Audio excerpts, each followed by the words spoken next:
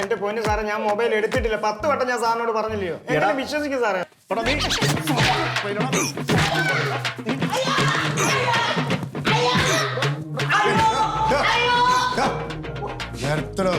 സത്യം പറയാനുള്ള സാറേ.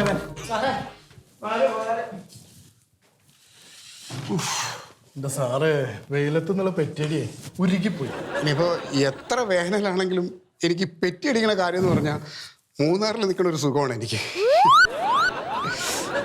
എന്നാലും എൻ്റെ ലൈഫിലുണ്ടല്ലോ മോന, എൻ്റെ ഇത്രയും വർഷത്തെ സർവീസിനിടയിൽ ഇത്രയും പെറ്റി പിടിച്ചൊരു ദിവസം ഉണ്ടായിട്ടില്ല. അണയാൻ പോകുന്നത് ഈ ആളിക്കത്തും. അല്ല, ഞാൻ പറഞ്ഞത് സാറേ, ഒരു പഴഞ്ചൊല്ലുണ്ടാ പറഞ്ഞത്. ആ പക്ഷെ നാളെ ഞാൻ ആർക്ക് പെറ്റി കൊടുക്കും മോന? ഇനി അങ്ങോട്ടുള്ള ദിവസങ്ങൾ ഞാൻ ആലോചിക്കാൻ പറ്റില്ല. സത്യം പറഞ്ഞ സ്കൂളിൽ പഠിക്കുന്ന സമയത്തുണ്ടല്ലോ, ഒരു ദിവസം എന്ന് പറഞ്ഞാൽ ഒരു വർഷം തള്ളി നീക്കണ പോലെയാണ് സത്യം. പക്ഷെ ഞാൻ ഈ ഡിപ്പാർട്ട്മെന്റിൽ കയറി 25 കൊല്ലം എന്ന് പറയാൻ എനിക്ക് ഇന്നലെ കഴിഞ്ഞ പോലെ തോന്നുകയാണ്. എങ്ങനെ ഇത്രയും പെട്ടെന്ന് ദിവസം പോയി ഒരു പിടിയില്ല. ഒന്നും ചെയ്യാൻ പറ്റിയിട്ടില്ല എനിക്ക് സർക്കാരിന് വേണ്ടിയിട്ട്. എനിക്ക് ജോലി ചെയ്ത് കൊതി തീർന്നിട്ടില്ല മോനെ. സത്യത്തിൽ എനിക്ക് ഇനി ഒരുപാട് സേവിക്കണമെന്നുണ്ട്. പക്ഷെ സർക്കാരാണെങ്കിൽ ഇങ്ങനെ പറ്റിച്ചോണ്ടിരിക്കുകയാണ്. ഇന്ന് കൂട്ടും നാളെ കൂട്ടും പെൻഷൻ പ്രായം എന്ന് പറയുന്നത് അത്ര നാളായി. എന്തായാലും ഇപ്പൊ ഇനി വൈകുന്നേരത്തിന്റെ ഉള്ളിൽ ഈ പെൻഷൻ പ്രായം കൂട്ടൂല.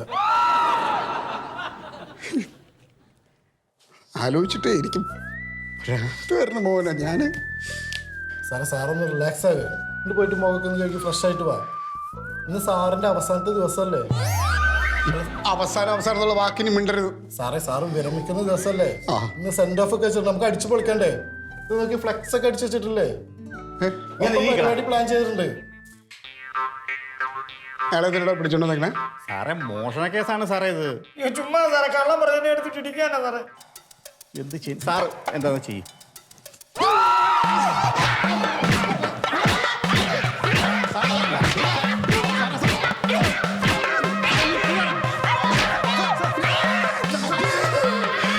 ചത്തുപോകും സാറേ.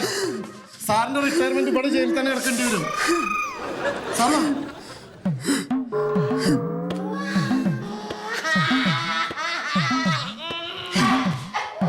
പശു പോലെ ഇരിക്കുന്ന ആള്. എനിക്ക് വിശ്വസിക്കാൻ പറ്റില്ല മോനെ. വിശ്വസിക്കണം സാറേ, ഞാൻ റിട്ടയർ ആയി എന്നുള്ളത്. സാറേ, ഇതൊക്കെ ഇതിന്റെ ഭാഗമാണ് സാറേ. സാറും ചെല്ലും, ഫ്രഷ് ആയിട്ട് ചെല്ലു സാറേ.